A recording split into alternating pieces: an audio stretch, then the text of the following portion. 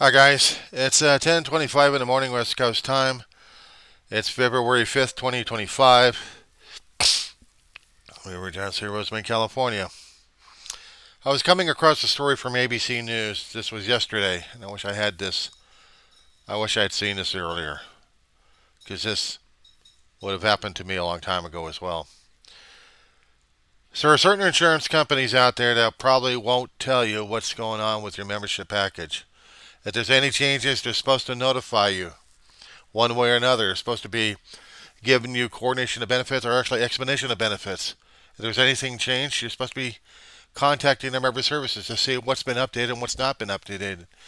If you need to go check your pharmacy benefits before you need to get the medications, that's the only thing that you still have to remember, because they may switch the medication from formulary, and formulary is what is approved through Medicare. And if Medicare is not approving this particular medication for whatever reason, they will notify.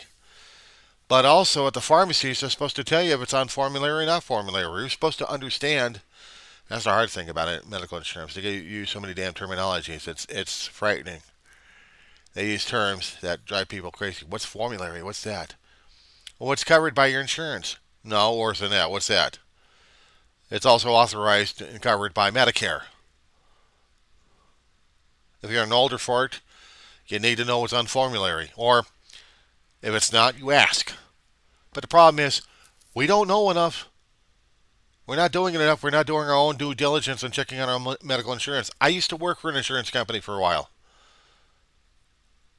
We'd have doctors and billers and other medical people check benefits and eligibility on our members of the insurance company I worked for.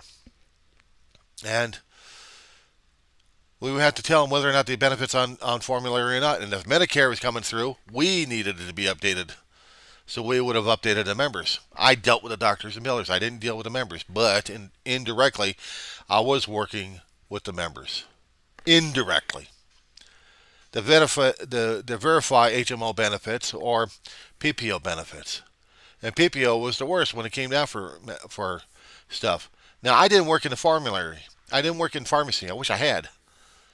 I mean, if I was still working over at Blue Cross of California, it used to be called WellPoint, and then after that, Anthem.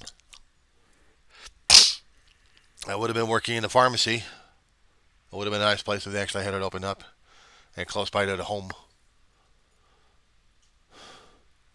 I would have loved to check things out with the formulary to see whether or not if benefits were covered or not. I still have to do that even through my own insurance I've got right now. And it's a major corporation, nationwide. But even through them, medications would change. And the pharmacist would have to have that information available on hand. Just a few keystrokes, the information would pop up in the database if it was loaded up correctly, and that would help out the member what would be the substitution. Just as good instead of the brand. Sometimes the generics are, and sometimes generics are not.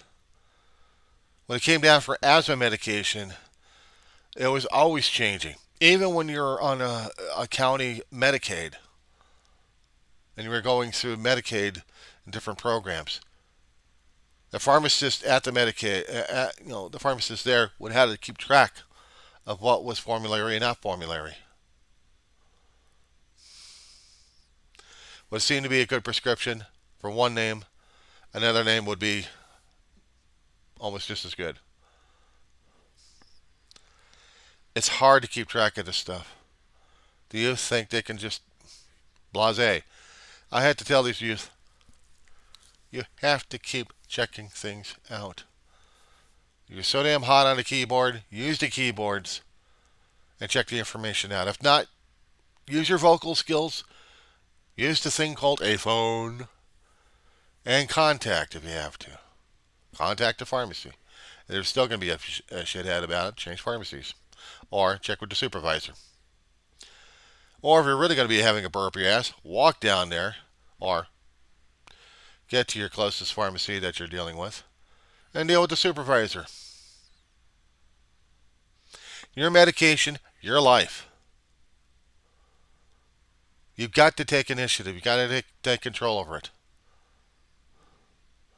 If not, well, one kid was going to have to pay $500, but unfortunately he died because he couldn't breathe. Because the asthma medication he was prescribed and needed was not available. Except if you had to pay $500, which he didn't have.